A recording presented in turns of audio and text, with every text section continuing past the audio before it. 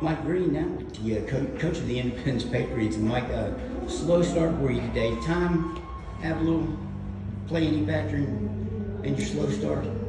No, Dave, I don't think so. I mean, we could have used the 2-week quarantine shutdown that we missed for the Wyoming East game, last week. But we had a practice before the Wyoming East game. We've had 2 practices this week, including Saturday. So I had 3 practices, and no, we're just not very good. I mean, at the end of the day, we're not very good. We don't play with any heart. We don't play with any effort. I actually thought we had a chance to compete with Shady and Westside for this section, but the way we played tonight, we'll be lucky. We got James Monroe coming in here tomorrow. James Monroe, with all due respect to Richwood, James Monroe beat Richwood by 40 last night, and then we're going to play him here tomorrow at 4:30. And if our kids don't give any more effort than they gave today, it's going to be a long, long day. It's going to be a long rest of the season. But you have some talent on the team because anybody can look around and know what you had coming back. And I think you had some high expectations coming in. Yeah. I mean, is it just one of them seasons where, you get started, you stop, you start. Yeah. It's hard for kids to you can't get a rhythm built up. Yeah, no, some teams have, a lot have. Yeah, no, it's tough. I mean, it is. We started out the first 2 games, beat Pikeview and Nicholas County, looked great. And like I said, I thought we had a chance. But yeah, I mean, come back, we give up 30 points to Wyoming East in that first quarter. And the other 3 quarters we played decent, but tonight, when you got Michael McKinney, he's a D1 baseball recruit. He's got a chance to be a D1 basketball recruit. That's how good Michael McKinney is. Zach Boland is a great basketball player. Cyrus Goodson, what an athlete that boy is.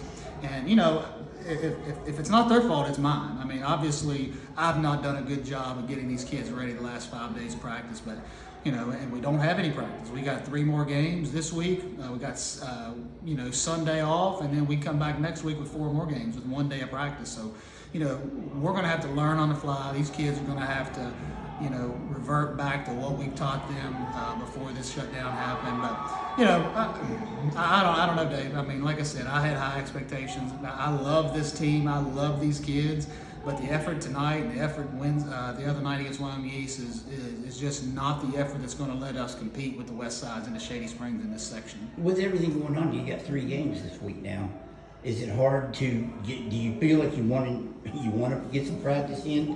And I mean, that's where you can change effort by one tough practice. Yeah, no, we need a practice, and like I said, I was trying to fix errors in the last 4 or 5 practices as opposed to really instilling that eye of the tiger mentality that we just don't have. We do not have that eye of the tiger mentality, which is what it takes to win.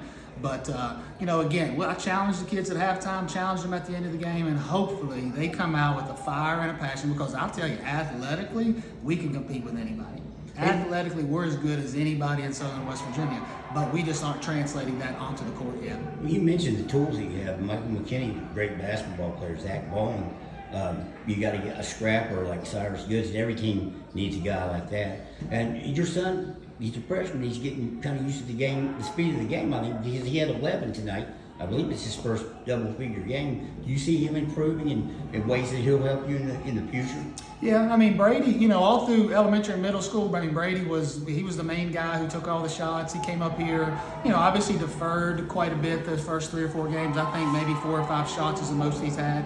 And, I challenged Brady at practice yesterday. I flat out told him in order for us to get where we need to be, he needs to take more shots. Michael getting 20, 25 shots a game, which I love. I mean, Michael, we need 15, 20 shots out of him. Zach Boland's got to be more aggressive. But no, Brady did what I asked him to do. As a coach yesterday, I challenged him in front of our team, and he stepped up. He was aggressive. He tacked the rim. I don't know. You said he had 11, but I think he had a 3 or 2. But no, I mean he's got a chance to be special as well. And and again. We'll just see. We'll see what effort we put out tomorrow. I can tell you one thing: Matt Savage and the James Monroe Mavericks will be over here looking to knock off that AAA Independence Patriots, and we'll just see, how we respond. Yeah, they've got a good team. How much of a scouting report do you have on those guys? I've watched them 2 or 3 times. I watched them. Video production does such a great job as well. So I was able to watch James Monroe play 2 or 3 times, and I think Greenbrier West was the only game they've had less than double digits. I mean, they beat everybody by 30 or 40 points, and I'm just telling you, I mean, it'll be a long, hard afternoon for the Independence Patriots tomorrow if we don't play harder. All right, Mike, I appreciate the time, my friend. Thank you, I know now you wear the director's hat the rest of the day. Try to. All right. Thanks, Mike.